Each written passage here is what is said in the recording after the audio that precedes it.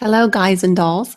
We're back again. This is Southern Belle Humanism, and I have with me today a really good guy, an author, blogger, husband, father, and his name is Ralph Pullins. His book, Antiartists, is due out this year.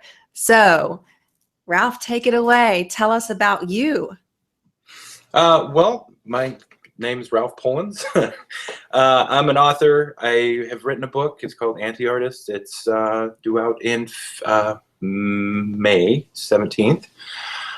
Other than that, I'm not super exciting. I was in a punk band for a little while when I was a kid, and I've moved around quite a bit. Lived in a lot of different places and did a lot of some things. I lived in Southern California for about 5 years. I kind of hung out there, rode skateboards, and lived recklessly for a little bit.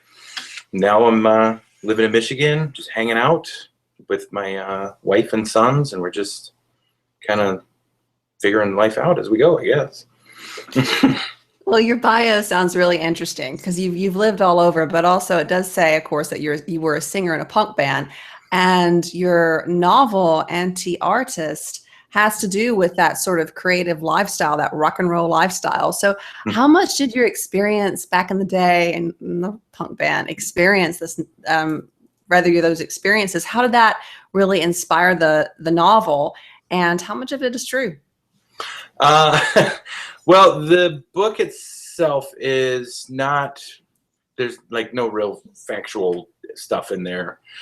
I realized sometimes when I was writing it, though, that most of the characters are sort of a representation of my own life in some way or another. There's sort of like this kind of reckless, sort of self-destructive character, and then there's like this sort of kind of a fatherly figure, like a kind of a realist father figure, and then there's like the actual father, and that.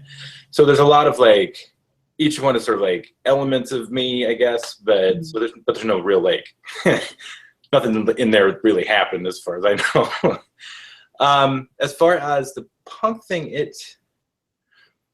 I've always sort of identified more with people who are sort of outside mainstream culture, and that really, I think the book is very much about feeling sort of separate from like what regular people are. And so I've pretty much felt that way my whole life. So that has really, I mean, that really spoke. I mean, that's kind of one of the major themes of the book, is that it's about like trying to find your place in a world that you feel like an outsider. And since you were in the punk scene, a lot of that, and I was never in the punk scene, of course, but because I'm female, and I don't know but I think that the punk scene really speaks to guys and really speaks to the free spirit and that whole outsider's experience. So what is that? What is it about punk music? I mean, what is it that is that grabs you and entertains you and inspires you? Well, for me, I mean, I've been in a band for like 20 years, Those guys are still kicking it. They were back in my hometown, the Lollygaggers. They're awesome. Oh, wow. They still play. They like have kept like a really awesome scene alive in Longview, Washington, which is where I kind of grew up. And they have really kind of like kept this thing alive. It's really awesome. We were just talking about that. I've lived in a lot of different places, and that has never, I mean, I've never seen anywhere like what they have there. They have like a really solid community. As far as why I like this type of music, why I like that whole scene, is it is very do-it-yourself. It's very, one of the things when I was trying to shop my book around a little bit is I didn't like this sense of this like literary community that is sort of like insulated from everywhere else. I don't like that idea of like, you're only allowed in if we allow you in. And so I like saw it myself. I saw it like an independent publisher, like a small press, just because I don't like the idea of like having to query an agent and then having like being sort of accepted by them. I pretty much like, I mean, I think my writing's like, I think it's good enough that it stands on its own. I don't feel like I need to like seek others' approval or something. Yeah. And that's, I mean, this is again very representative Mhm. of that whole like aesthetic. Is just like I don't want to be invited to play in other people's sandbox. I'm just going to play by myself, or like find other like-minded people to play with. And so that's, I mean, other than that, like as far as punk music, I like the energy. I like the sort of rebelliousness of it. I like it very much is, stands alone, I think, as far as the genre, Yeah, it does. It really does. So I like it. And there's a lot of different stuff to it. There's lots of different styles. There's lots of ways to express yourself in that. And it's very inclusive. And that's another thing I like about it, is that's where all the weirdos go. And so as a weirdo, it's where I feel comfortable. Yeah. The one band that I'm familiar with is the Ramones. That's the only punk band. Yeah? Well, that's the only name that. Right? These are my people. Yeah. So, yeah. So you've had all these life experiences, and you talk about your novel sort of being different facets. Pardon me. Now I'm getting tongue-tied. Or aspects of yourself. So all these different aspects of yourself, you talk about like each archetype, like the father, all that jazz. Was that hard to do? Was that hard to capture? Because, putting so much of yourself, and I'm a writer too, putting so much of yourself in a work like that really exposes you. I didn't really realize what I was doing until I was deep into it. So I didn't really understand what I was writing as far as like character-wise. I didn't really understand that it was basically about kind of parts of me or things like that until I was like deep into it. So when I did have it, I'm like, oh, and then I sort of was able to refine that. Sorry, my dog is going crazy. It's okay. You'll see some cats up back here. She picks like the squeakiest, noisiest toy, and she's a lunatic. I'm terribly sorry. That's okay.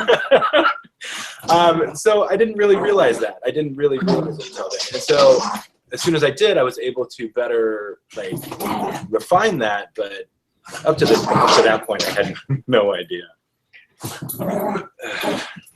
Well, that's cool. That's cool that you were that much in touch with your subconscious that you didn't even know what was going on, because a lot of people have to dig deep for that, Yeah. So, yeah. So as far as like being like exposed, I know, I mean, in a way, there's a lot of this like, writing for therapy sort of thing.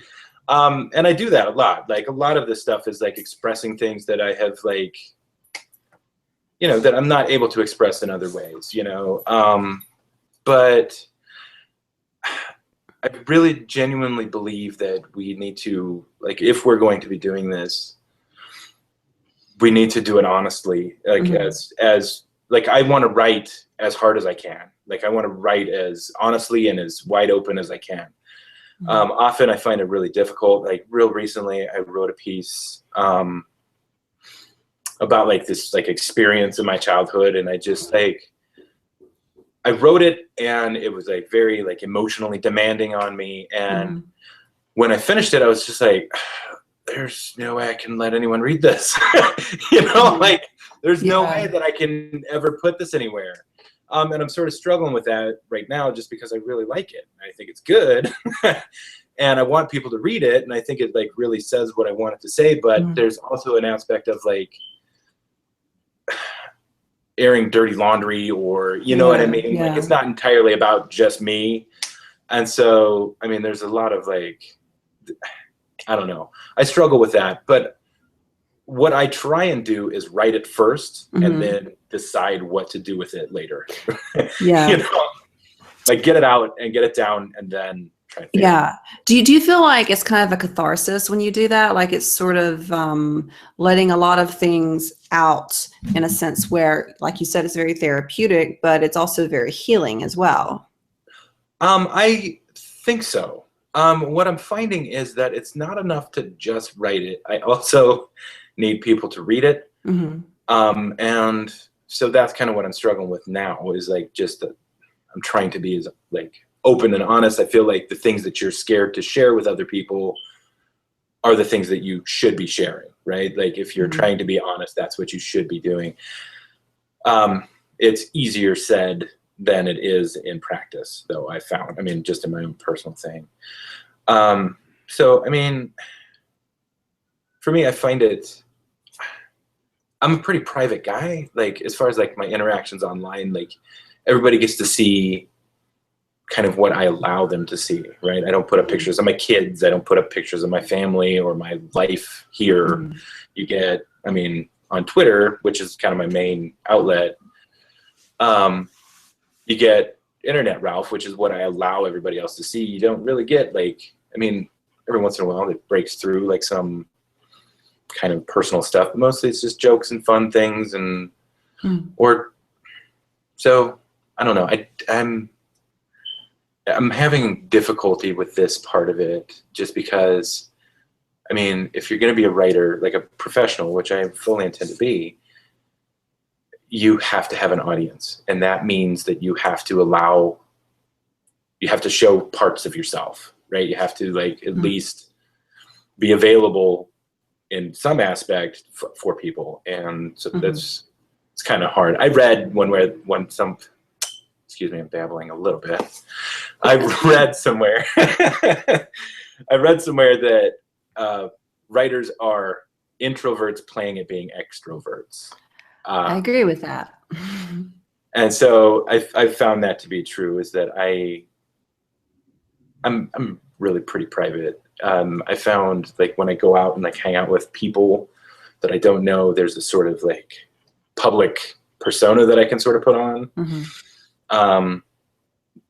And it's, you know, I'm a very fun guy. People generally like me. I'm funny. I make jokes, and but I find it's tedious hanging out with strangers. You know, like, I mean, I'm not trying to be like weird, but I prefer like I like to stay home.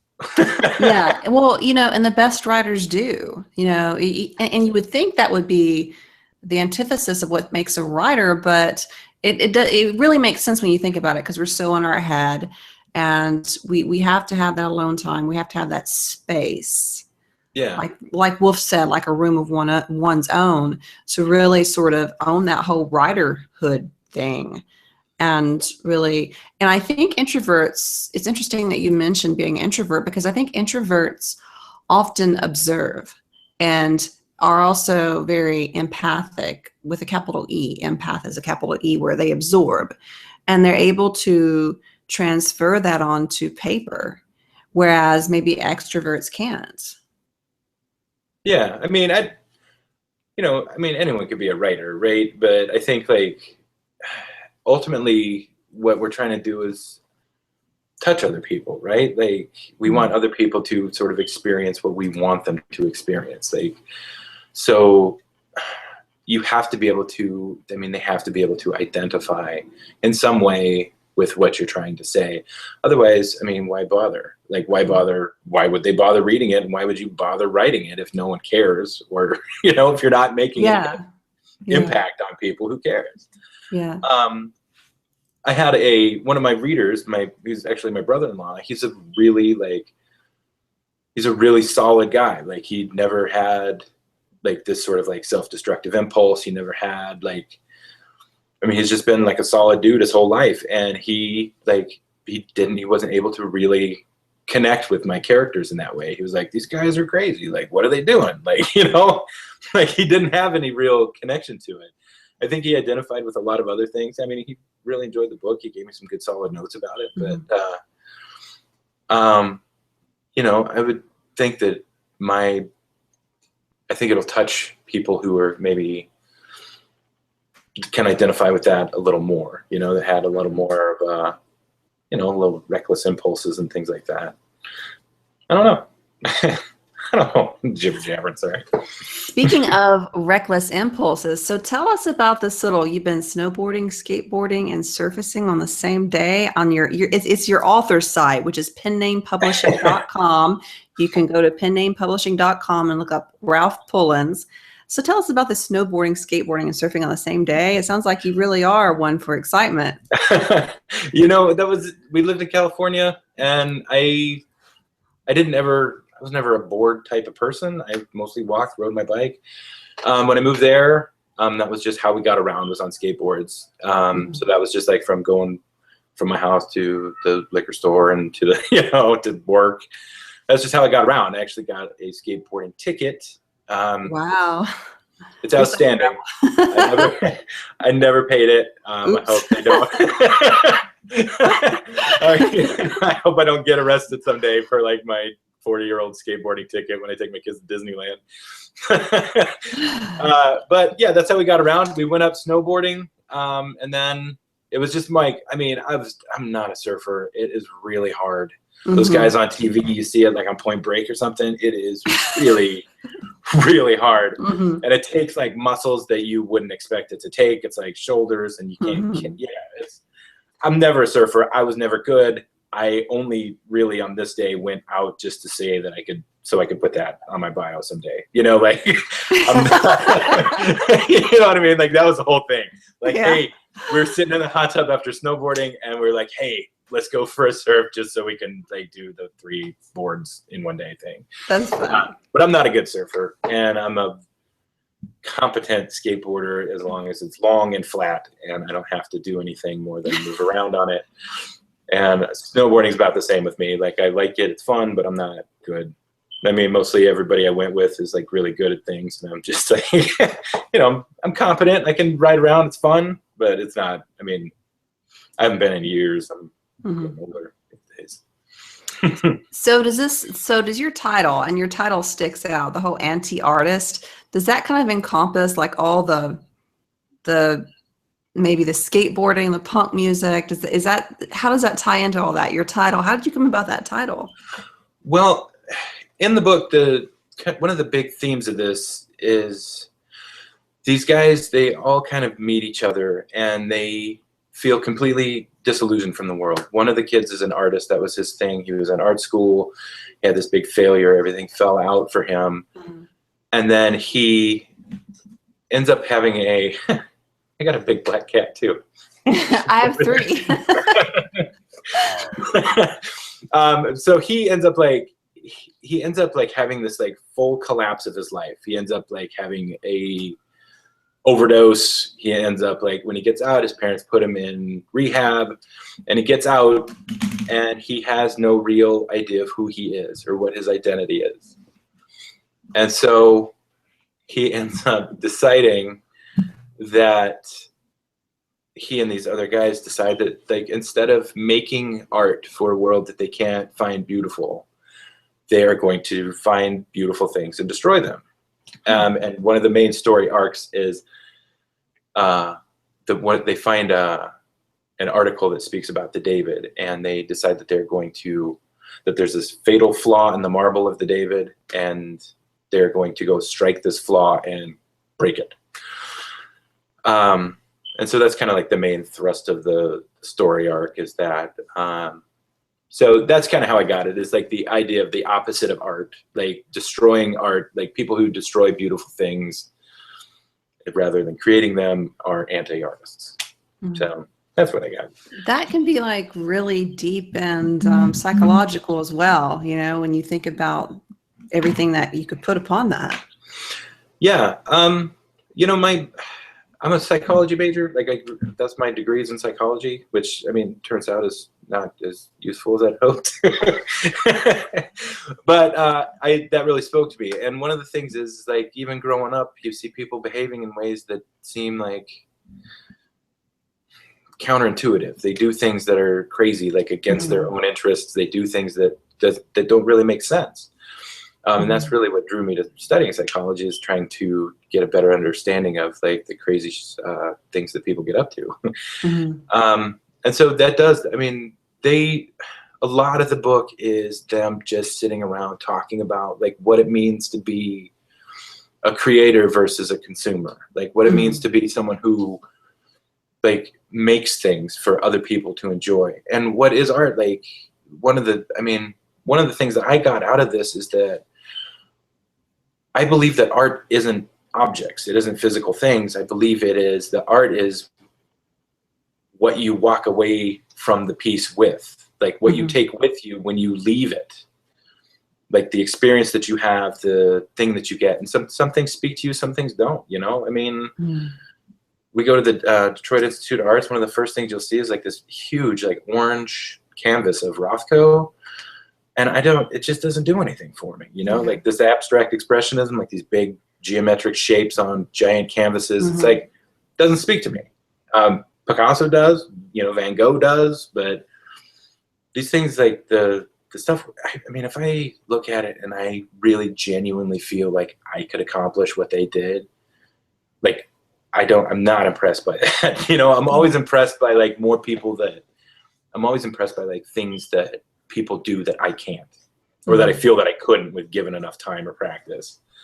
So people who play guitar way better than me, or people who write better than me, or things like that.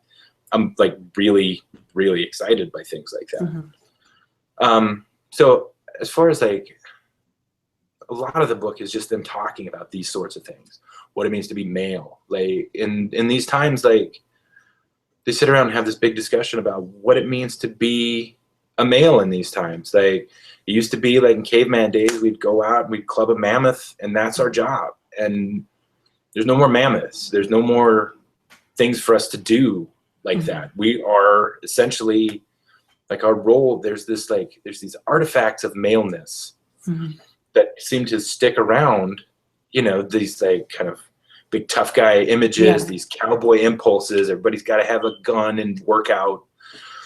And they are artifacts of a former culture. Like they don't have any real use except to cause things like violence or damage to other people.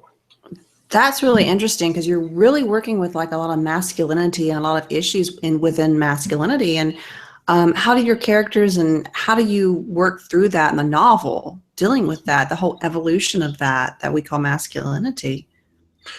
Well, one of the characters in the book is one of my favorite things. When you write, like, things come out that you didn't really expect, like, often it seems like that it's coming from somewhere else. Like I'm not clever enough to write that line,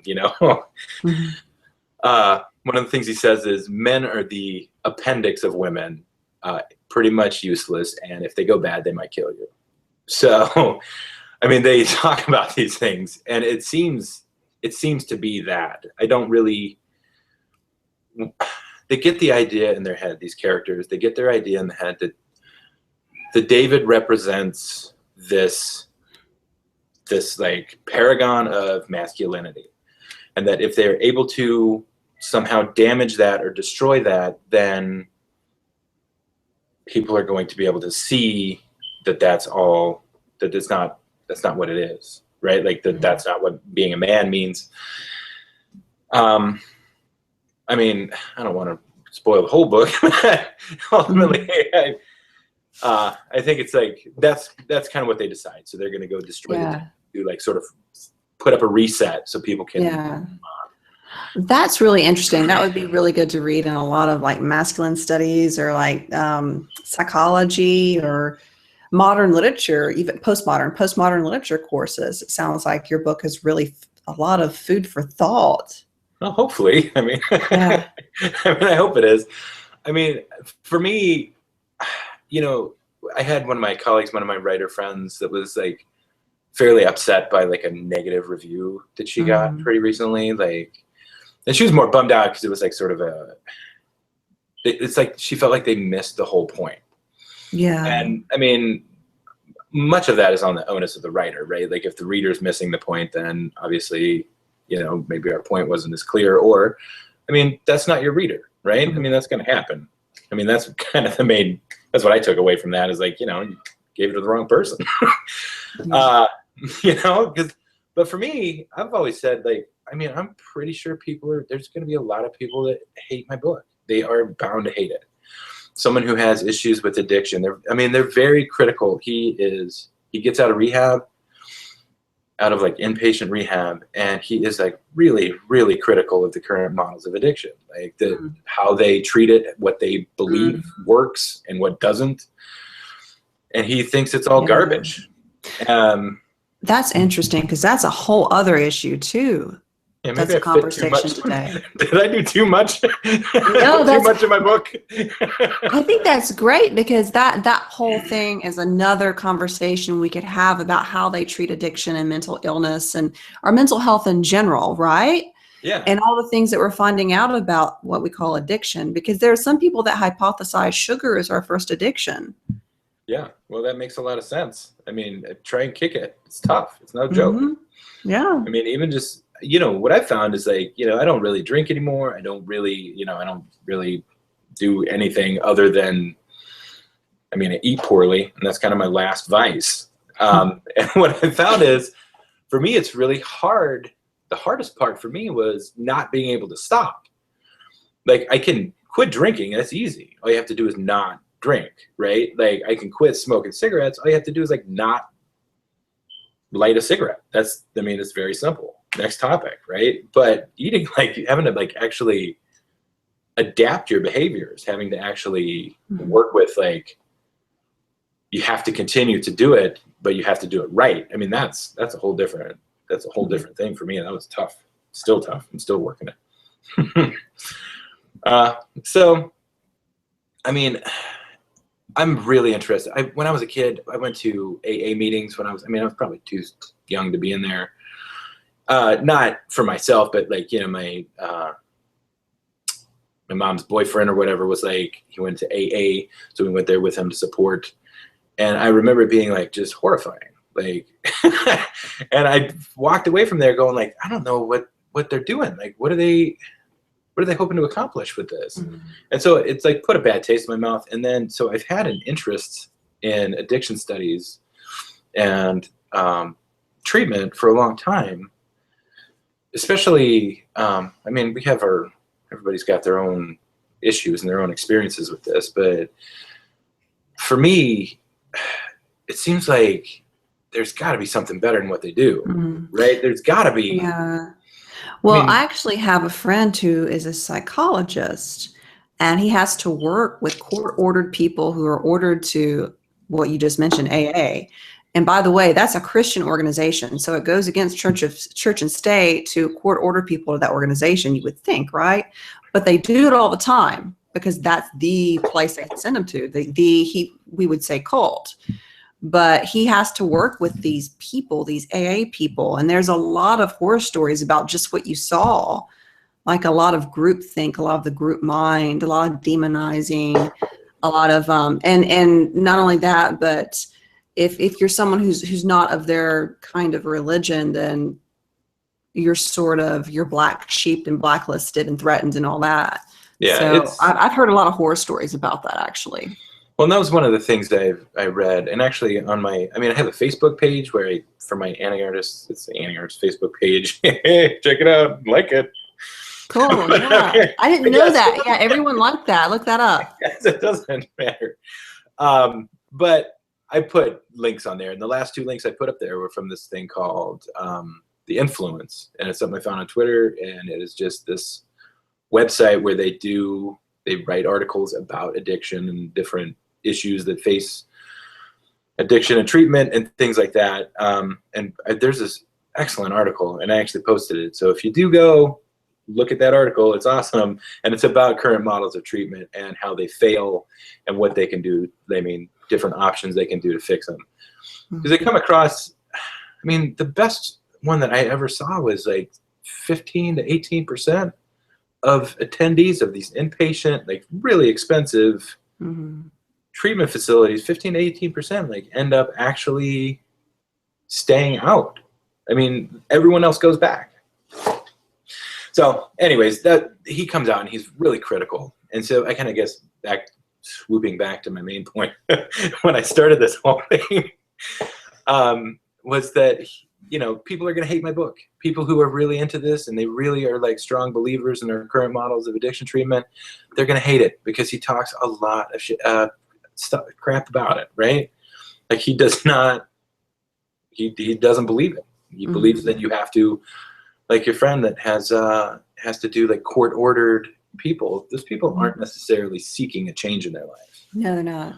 They're not trying to make anything different. They're trying to fulfill their court-ordered agreements and then move on with their lives. And, And even if they are maybe seeking a change, cramming religion down their throat with this 12-step Gestapo type system, for most of them isn't the way. Yeah, it's hard. And especially if you have, the 12 steps are really dependent on that sort of giving up of power. And to me, that has never made sense. Like that Yeah. you surrender yourself to this and you're just like, well, I mean, this is as good as it's going to get. So might as well try, you know? Yeah. I've Yeah. never agreed with that. I've Well, always that's thought like, that's the antithesis of everything that's American too, which is weird. And to hear him talk about it, and he's a pretty good friend. He has to deal with this a lot. Is very stressful. yeah, it's tough. It's tough. So there people who like that are going to hate my book. There is a whole, I mean, in the book, he talks about suicide, and he sort of like, this kid kind of confesses his suicide story, which is an absurd story. And it's sort of, I mean, it's really darkly, I find it funny, but it's, you know, someone I wrote it to be like a sort of a humorous bit, but someone who has dealt with suicide in a real way will almost certainly hate this. They will hate it. You know, and so I'm not worried about negative reviews because I'm positive that people are going to hate it. Some people are just going to hate it. And that's Don't okay. be so down on yourself. I'm sure it's going to speak well to a lot of people. Because, I mean, for those of us who were kids in the 90s, we remember the whole suicide thing, the whole Kurt Cobain. Oh, yeah. Like, suicide was the thing to do. I mean, how many people did you know that attempted it back then? Or recently, yeah. No, and that's no joke. I mean, so I think that I think that a lot of people are going to hate it. I think that there's going to be a lot of people, especially people who like have a similar mindset to me, or like that just somehow resonates with them. Or, I mean, I speak a lot about art, or, you know, my characters speak a lot about art in the book, about what it means, like what an artist is, like what it means to create something. And that's another thing that I found with writing, especially since it's going to be published, is once it's done, like I just finished my like final edits and submitted them just like a couple weeks ago, and I'm done with it. Like it's done. And now we just have to kind of shove it out in the world and see what happens. And, you know, maybe it'll take off. Maybe people will really speak about it. Maybe, you know, I think it has like all the makings of sort of like a cult classic, right? To where, you know, like Eraserhead or something, to where, you know, a lot of people watch it and they'll be like, that's the weirdest shit I ever saw. And then other people will watch it and be like, that's the coolest movie ever. I love it. Yeah. So I think it might be kind of polarizing like that, I guess. That's okay. I mean, I'm okay with that. That's fine if it is, because those are the things that stand the test of time usually. Well, that's what I think. And I think like the worst case scenario is someone reading your book and being like, meh, I don't know, it's okay, I guess. I don't know, I didn't hate myself for reading it, so, you know, that would be terrible. I want to at least elicit, even if it's like anger at me for writing this thing, like I was. Yeah, that's when you know you've got them. Yeah. Right? Like, and I was saying, like, it was maybe a year ago, like there was this group in Arizona or something that was like trying to ban one of Neil Gaiman's books from their school libraries. Oh, really? I didn't hear about this. No, and it was absurd. Like it's, what is it, Neverwhere? There's like the most. Oh, yeah. There's the most tamest. There's this like very light, like nothing, like very PG scene at the very beginning of this book. And someone read it and they were just outraged that this was in in the school library. And I'm like, they were like, oh, it's very explicit. And I'm like, what a great way to sell books. I bet you his sales just spiked for young people. I mean, they're ultimately probably disappointed when they read the scene that they were so upset about. They're like, oh, that's it? Great. I'm going back to yeah. You know, I can see worse things on the internet any minute of any day. Yeah, that's very true. I was like, what a great way to sell books. I would love for my book to get banned. I mean, like, fantastic. Let's get some groups like rising up against my book. That'd be amazing. And then I have to go and defend myself. I go on TV. I mean, couldn't wait. Yeah. I don't know. So who are as far as like writers and literary geniuses, who has really influenced you and inspired you? So I read a lot, and I've read my whole life and a lot of different genres. I like a lot of I like horror stuff. I like adventure stories. One of my all-time favorite writer ever is Terry Pratchett. I love the Discworld novels. I mean, just absolutely love him. He's like the most clever, coolest. I love it. as far as like for this book, I would say that my influences, it's Chuck Palahniuk, you know, like Fight Club style, Mm-hmm. and Irvine Welsh, who wrote Trainspotting. I've always been attracted to these sort of like writers where it's really clear they're not afraid to say what they want to say. Mm-hmm. Because for me, that's being honest, and that's a big thing for me. It's like, I mean, if you were going to write a story, you write it as hard as you can. You write the best and as hard as you can. So, I mean, those two are kind of the major, I mean, influences on this book.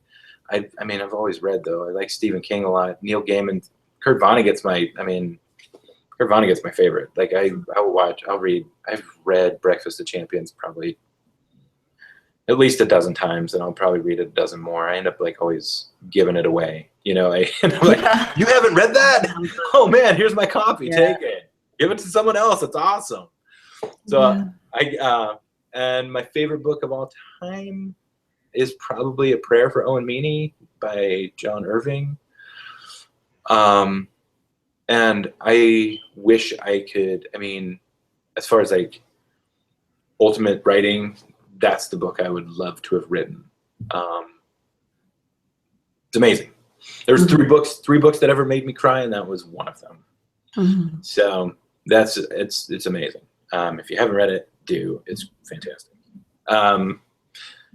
So as far as like writers, that's what I do. And what I've been doing lately is reading other, like my writer friends, which I've kind of never had any writer friends before. And so I've had to sort of develop this network of writers. And that's how I met Lev, is through Scott Thompson.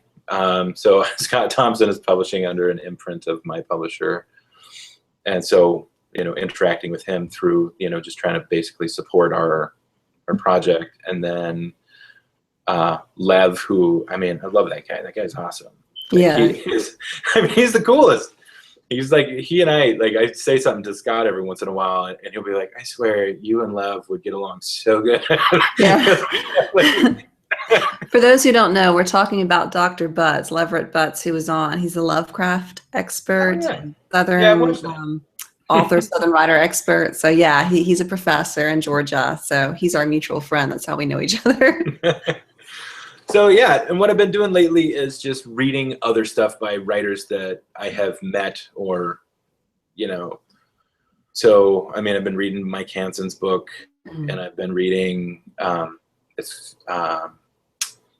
Scott's book, and I got Dory DeJong's book like in my queue. So I mean, that's what I'm reading now, and you know, I don't have as much time. You know, I work a regular 9 to 5. I got a family life, you know, and that's, I mean, to me, that's like where it's at. So I got a wife and kids, love them dearly. We spend a lot of time together. I spend every moment I can with them. And so I have to make time for my writing outside of that stuff.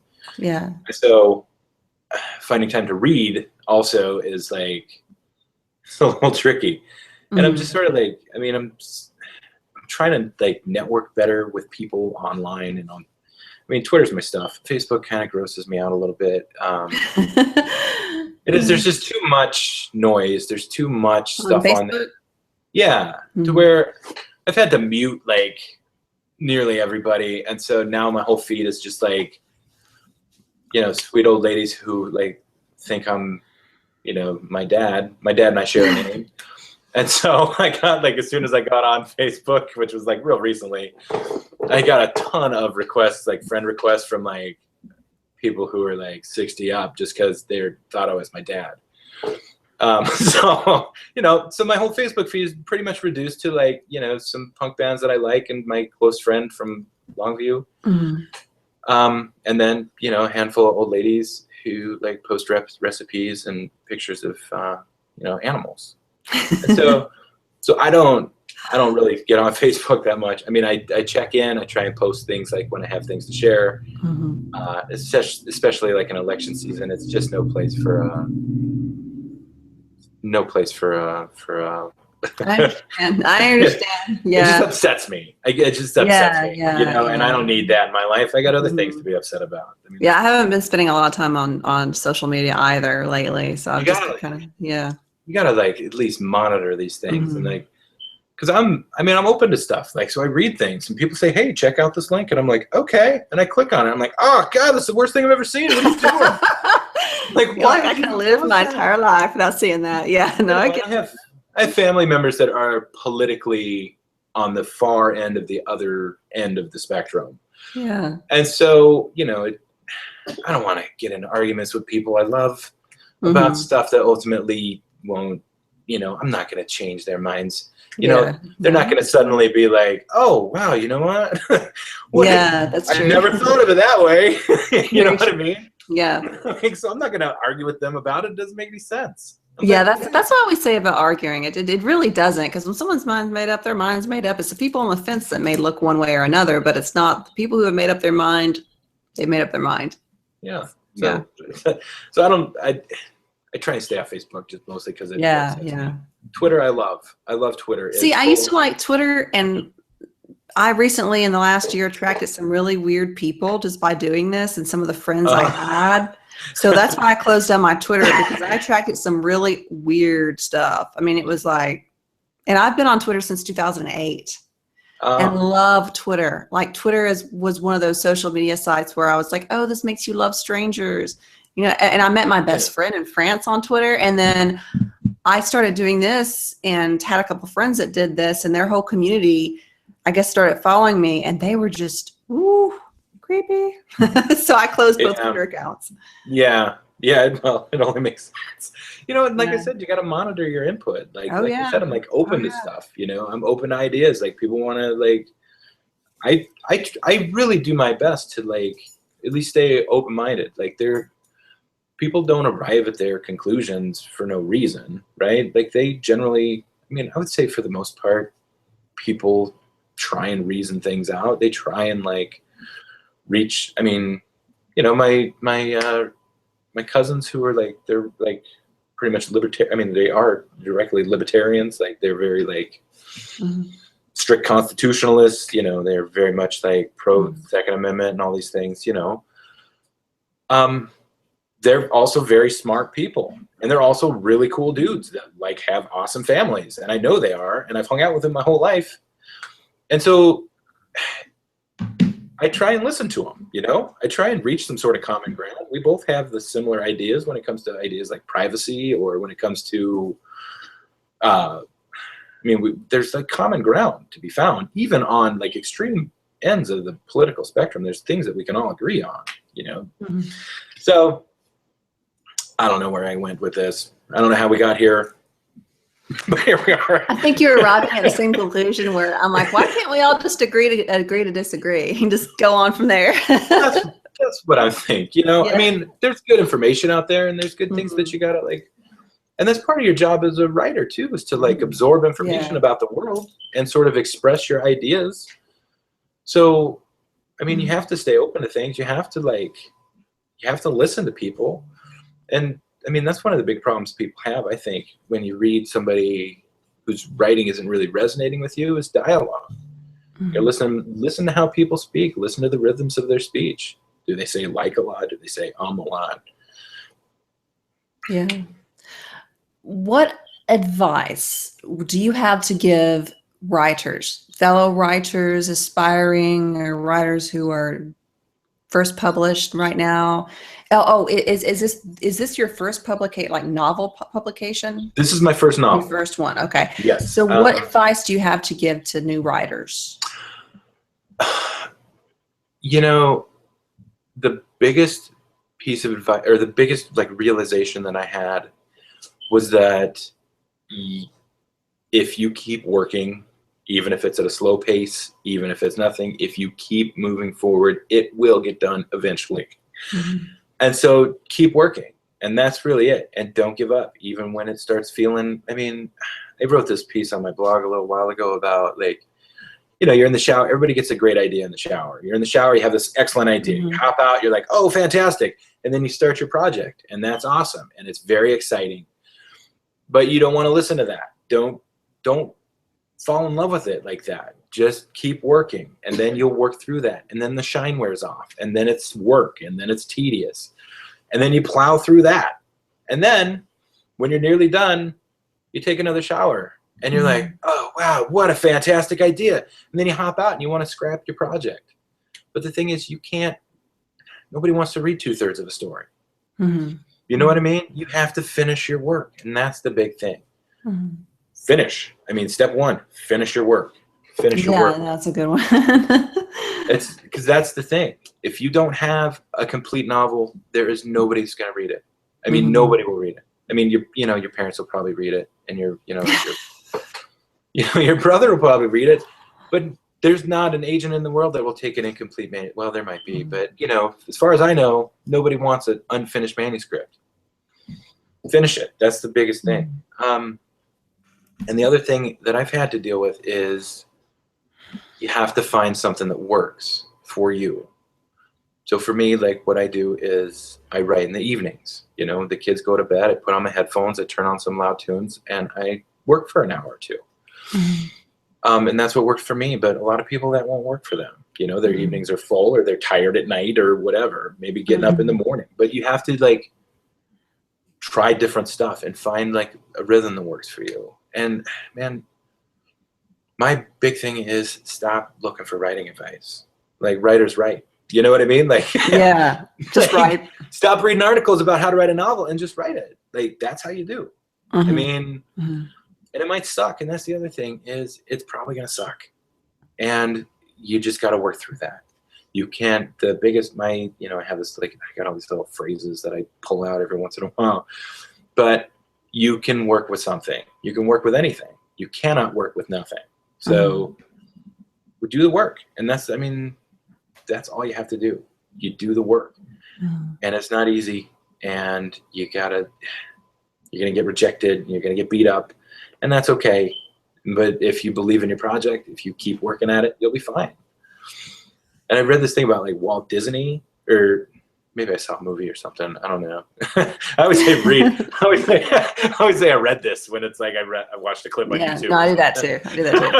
I read this article one time. Like I'm like in Newsweek all the time, but that's not the case. It's like little blips on Twitter or like on YouTube. But what this thing about Walt Disney is, he was so committed to his stuff. Like he got crushed early on.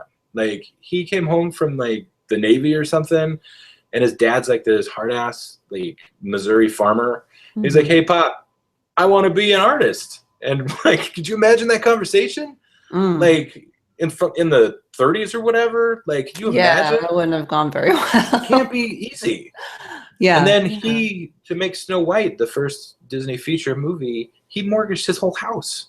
He mortgaged everything. He was like in debt to everybody. And like, I don't have the guts to do that. I'm not going to mortgage my house to like finance my projects, but if you got to commit to your stuff, and it's hard. Right. And that's the other thing. It's hard. Everybody wants to talk about like how hard it is, and it is hard. It's just you got to keep moving forward, and that's it. I don't know. I don't know. Well, that's good advice. Just keep on keeping on. It's so funny.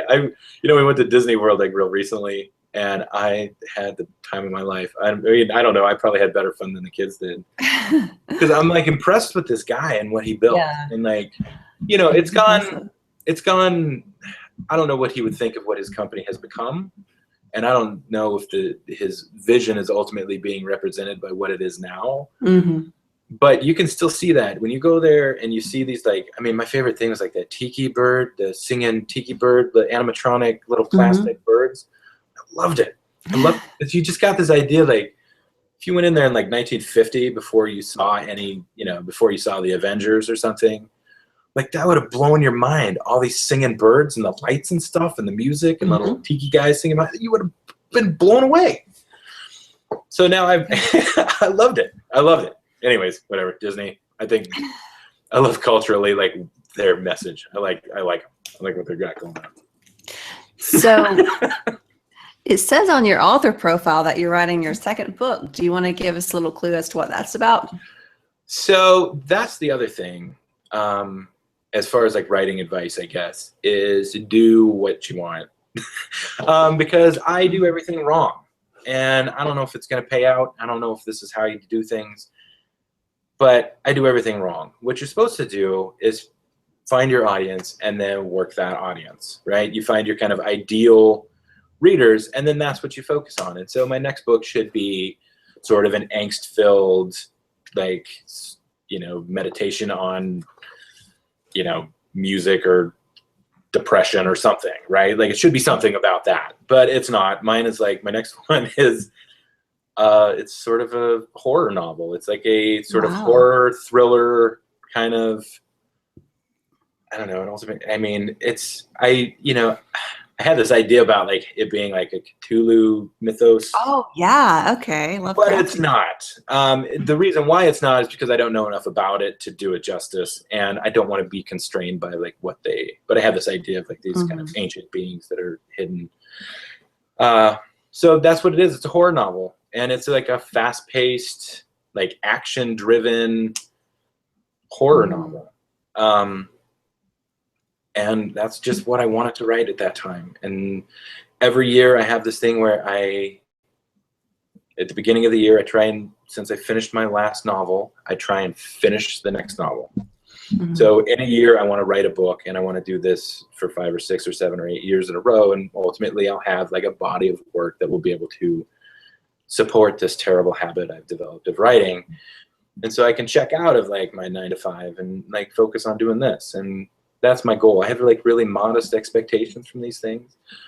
So at the beginning of the year, I cast around and I try writing different things. And I have this other idea for the story. And I tried writing it a number of times and it just didn't pan out. And so that's what took off. This idea of this horror novel that I had. And I wanted to do it from like multiple perspectives. I wanted to have like overlapping timelines. And so, I mean, when I was a kid, the first like kind of adult novel that I ever read was The Stand by Stephen King. Oh wow! And it's one of my all-time favorites. It's still one of my all-time favorites. I've read that one probably a dozen times too. And that's a monster book. I mean, that's like 1,000 pages. But so I wanted to write something like that I remembered reading when I was a kid that I found thrilling as a reader. And so that's what I did. And it's a whole separate audience. It's a whole different thing, and I don't know if that's the right thing to do, but that's what I did. And now my kids were bugging me to write something that they could read, because neither of my first 2 books they can. You know, just not age appropriate. You know what I mean? I'm not gonna. So they've been bugging me, and I'm like so resistant to anybody trying to tell me like what I need to write or how I need to write. And I've made this big old hoorah about it. And I'm like, I'm not going to do that. There's no way that you could tell me what, you know, that's not what I do. You might, I know it seems easy to, you know, whatever. Made a big old episode about it. And then ultimately I was like, started thinking about it. I'm like, oh, well, what if this, you know, what if? So I started writing this like adventure story, and I had this idea of like this serial story, and that's what I've been writing lately. So I write them, I write on my lunch hour a little bit. And then on Sundays, they sit down and I read what I wrote throughout the week to them. So far, you know, my boys are pretty impressed with what I'm doing. Cool. So, that's cool. You know, so that's that. That's what I'm writing this year. That's and really that should cool. be done. And you know, I don't know what it'll be next year. Maybe it's a romance novel, or maybe, you know, I don't know. It's just whatever. And that's really neat, because they're going to remember that for their entire lives and tell their kids that. That's really cool. Well, hopefully. I mean, hopefully it's good enough that they want to share it with other people, you know. I don't know what I'm going to do with it. I don't know if I'm going to try and publish it, or if I'm going to. Oh, you should. Of course you should. I'm having fun with it. That's the best kind of writing, when parents write for kids. Look at Harry Potter. Her, what's her name? J.K. Rowling. She wrote that for her son. Well, and that's how this came about. Is I read somewhere, and I don't know if this is true at all. Please, it's probably something I read on the internet. That The Hobbit was written that way. That he was just telling his kids a story. That J.R.R. Tolkien is like started telling his kids this story about this Hobbit, and that's how The Hobbit was written. The Lord of the Rings, I think, was a little more deliberate, but like I think The Hobbit was originally, because it reads episodically, right? You got the trolls, you got Bombadil, you got all these things. So I don't know. We'll see what happens. And that's my whole thing, is like I do everything wrong, and you know, there's these like I read these articles about like what you're supposed to do, right? Here's what you're supposed to do. If you want to sell 1 million books, here's what you do. Like, here's how to get it done. And I don't ever listen to it. Like, I feel like, I mean, people do studies, people do all this research to make these things happen.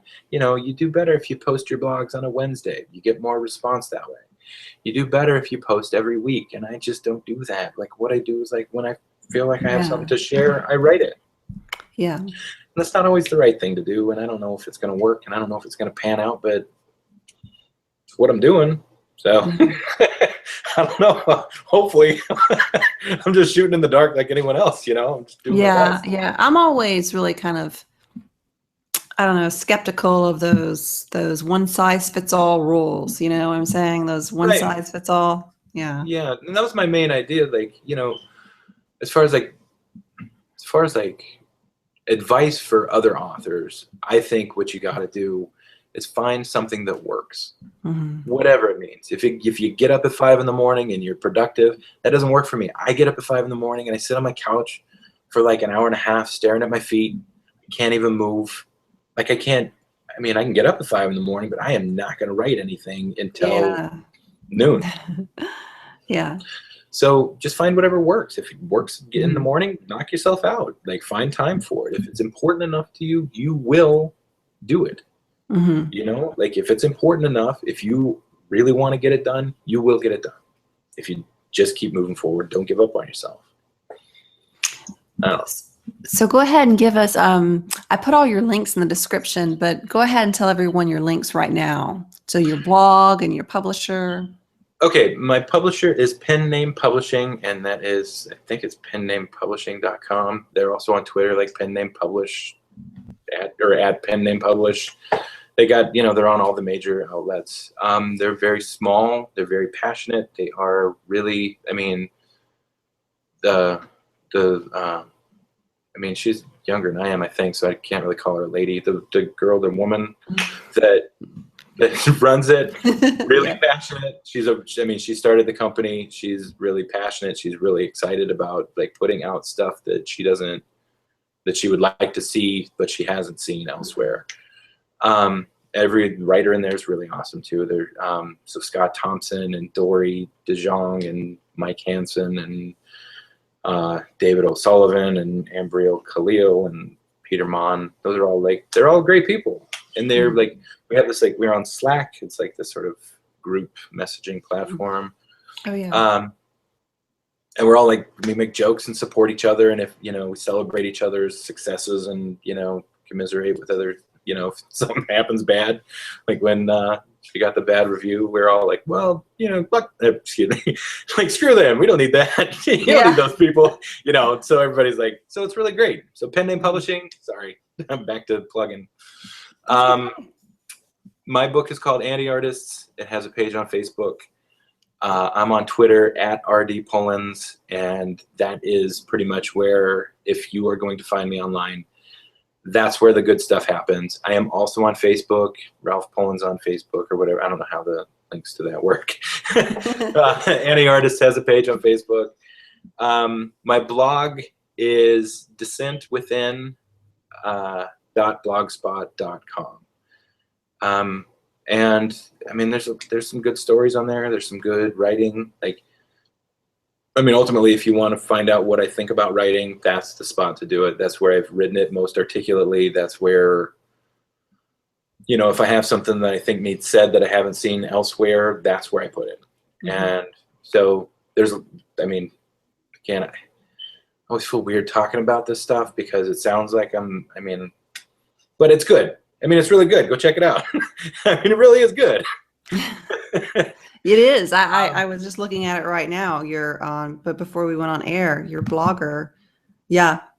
And it's a blogspot blog. So yeah, it's cool. I think it's fun. There's some good writing on there. And if I got something that needs said, that's where I put it. And then my new book is currently just in a slush pile. It's just waiting judgment. And it's called Flag, named after the main bad guy in The Stand, although it has absolutely zero to do with The Stand. It's just a kind of an homage. That's cool. You know, where, again, about inspiration, here's the other thing, and this is something you don't know where it's going to come from. Where the idea for this book came from is I played a game. I'm not like a big role-playing game guy. Like, you know, I've never, because I am a dork, I know like lots of other nerds, right? Like, so, Yeah, you know, me too. these are my people, right? So, but I'm not like a big role-playing game guy. I play it. I think it's great. It's fun. So my friend's brother, Paul, put together a Call of Cthulhu game. Oh, wow. And we ran the scenario, and it was really great fun. And that was the one and only time I ever played. But I had this image of this guy holding guns, like pointing them at an undead creature and a guy that was formerly his friend. And that image has stayed with me. And that was a dozen years ago or more, or probably 20 years ago, at least. And that image has sort of stayed with me throughout this time. And then I sort of built the story leading up to that point, and then obviously long after that. So you don't know where it's going to come from. You know, just stay open to stuff, and things that stick with you are worth exploring. Like, give it a whirl. So yeah, that's that. As far as other links, I think that's about it. I don't have anything else. Any closing things or statements or observations on life you want to give us? The biggest thing, I guess, would be this, is